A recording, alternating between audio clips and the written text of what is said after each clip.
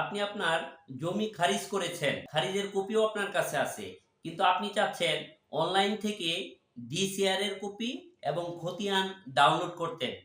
তাহলে সেটি আপনি কিভাবে করবেন? আজকের ভিডিওতে আমি দেখাবো কিভাবে অনলাইন থেকে ডিসিআর এবং খতিয়ান ডাউনলোড করতে হয়। তাহলে ভিডিওটি না টেনে প্রথম থেকে লাস্ট পর্যন্ত দেখুন। আমাদের চ্যানেলে জমি সংক্রান্ত এবং আইটি রিলেটেড বিভিন্ন ধরনের ভিডিও পাবেন। নিত্য নতুন প্রয়োজনীয় ভিডিও দেখার জন্য আমাদের চ্যানেলটিকে সাবস্ক্রাইব করে সাথেই থাকুন। আর যদি ভিডিওটি ভালো লেগে থাকে সেক্ষেত্রে লাইক, কমেন্টস ও শেয়ার করে আমাদের সাথেই থাকুন। তাহলে চলুন মূল ভিডিওতে ফিরে যাই। শুরুতে আমি গুগল ক্রোমে যাচ্ছি। আপনি যদি আপনার মোবাইল থেকে করে থাকেন সেক্ষেত্রে যে কোনো একটি ব্রাউজারে যাবেন। আমি যেহেতু ল্যাপটপে করছি সেক্ষেত্রে আমি আমার গুগল ক্রোমে যাচ্ছি। এখন আমি সার্চ বাটনে mutation dot land dot gov dot BD এই লিঙ্কে যাচ্ছি। উপরের যে লিঙ্কটা আছে mutation dot land dot gov dot BD আবেদনের সর্বশেষ অবস্থা ক্লিক করছি। এখন আপনি এখান থেকে বিভাগ সিলেক্ট করবেন। আবেদনের আইডি, আপনাকে আবেদনের আইডি এবং আবেদনের আইডিটি মনে রাখতে হবে।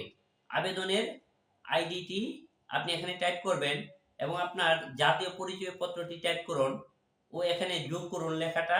আমি যোগ করে নিচ্ছি 2 + 6 = 8। খুঁজুনে আমি ক্লিক করছি। এখানে হচ্ছে মোবাইল নাম্বারটা আবার দিতে হবে, যে মোবাইল নাম্বার থেকে খারিজটি করার জন্য আবেদন করা হয়েছিল। এবার মোবাইল নাম্বারটি দিয়ে আমি খুঁজুনে ক্লিক করছি।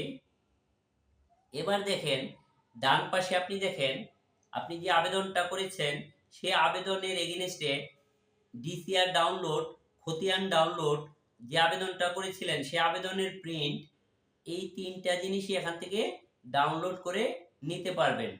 সো আমি যদি ডিসিআর ডাউনলোড করতে চাই আমি ডিসিআর ডাউনলোডে ক্লিক করলাম।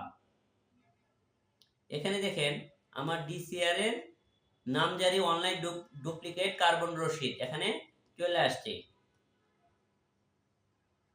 ঠিক আছে, এখান থেকে আমি ডাউনলোডে ক্লিক করলাম।